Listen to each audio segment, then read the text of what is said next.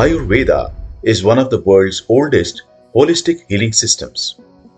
It was developed more than 5,000 years ago in India.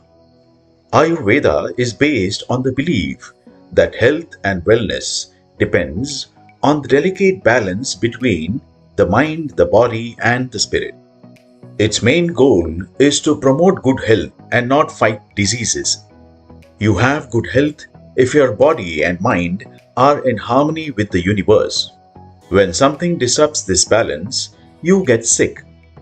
Let's understand the things that can upset this balance and what is the way out. To shed light on this important subject, we have with us International Ayurvedacharya, Dr. Ratnaprabha Nale Chaudhari. Ratnaprabha is Pune's leading Ayurveda consultant. With an MD and PhD in Ayurveda, Dr. Ratnaprabha has been consulting patients for more than the last 1 decade. With several national and international awards, she has delivered lectures in Ayurveda in India as well as abroad. Vishwa Shanti Darshan, a unique platform introduced by none other than Vishwadharmi, Professor Dr. Vishwanath Karad, brings to you a talk with Dr. Ratnaprabha Nale Chaudhari in Ayurvedaya Namostute. Namaskar and welcome to Ayurvedaya Namostute on your favorite channel Vishwa Shanti Darshan. We are talking to Dr. Ratnaprabha Nale Chaudhari and the subject of course is Ayurveda. Namaskar and welcome to this channel. What will you tell? How has Ayurveda spread abroad beyond India? How has it gone? Where is it? Oh, I must tell you about the actual fact that Ayurveda has been spread throughout the world. As we have all known that nowadays government has taken an initiative to promote our traditional science through several researches, through launching several workshops, through launching several courses outside India. Oh. By promoting our science, they are really taking a nice efforts to promote this science, to prove its effectiveness. But unfortunately, we being Indians are really not trusting our traditional science, and that is why it is happening. And nowadays the fact is abroad the people who are studying the modern medicines, they are now quite interested in studying Ayurveda thoroughly. Which are the prominent countries, sorry to cut you, but which are the prominent countries where Ayurveda is very prominently practiced? Yes, I have been through several countries to promote Ayurveda individually. Oh. So I have been to South Korea, I have been to some of the European countries like England, Sweden, Austria, also in some of the countries like Sri Lanka, Nepal. But all these countries, I must say, they are far further in their studies of Ayurveda than us. And I really proud to say that it is our ancient science, but they are accepting it in a very holistic way, in a very holy manner, in a very very as a sacred science. They are accepting it. How is the acceptance at the general public level? How do the common man accept Ayurveda? Do they?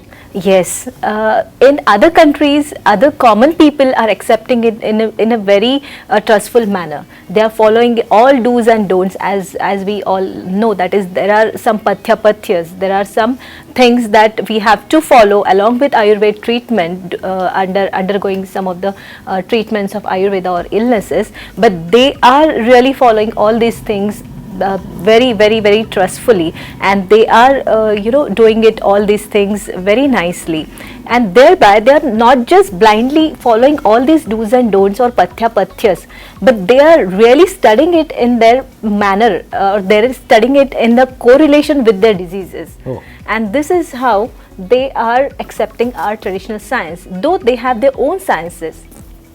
Where do we Indians stand in this level? Because it is India where Ayurveda originated. So where do we stand as far as practicing and accepting Ayurveda is concerned? Yes, unfortunately for the common people, I must say they are really lacking behind to accept this as a traditional science because of the previous era of modern science. But nowadays several researches has gone through, several results have proven, and people are nowadays accepting it. As far as outside the country, the people are accepting it as the other traditional science, they are doing researches, they are coming here in India to study it in more deeper way, and they are ready to follow all this lifestyle as their daily regime. What we say in Ayurveda as Dinacharya, Rutucharya, Sadvritta, they all are ready to follow all these as a sacred science. And they are ready to prove this as results and as a researchers in the international platform. So this is really a really good thing that they are doing for us. But I must say that we, being an Indian, also should make an awareness about it, and we should trust ourselves and our science too. You may have some different reasons, but I personally think that people are not accepting it because Ayurvedic treatment takes a long time. The results are not quick. Yes, the fact I must explain you behind this. When people come to us as an Ayurvedacharya, they already gone through some of the several treatments. Correct. Like modern sciences, like other alternative therapies, and later on when they think there is nothing going to happen, then they come to us as an Ayurveda treatment, as a last hope, as a last chance for their treatment. And when they come to us at that point of view, their disease become chronic. And it really get a time to get recovered back. And being Ayurveda principles, that as it says, that there are several toxins inside their bodies who resist to give the proper results of Ayurveda medicines because of all these previous treatments, and that is why Ayurveda results are prolonged. The fact is, Ayurveda gives accurate results for accurate treatment for perfect diagnosis. So the diagnosis should be perfect, and for that the patient should approach us at early stage.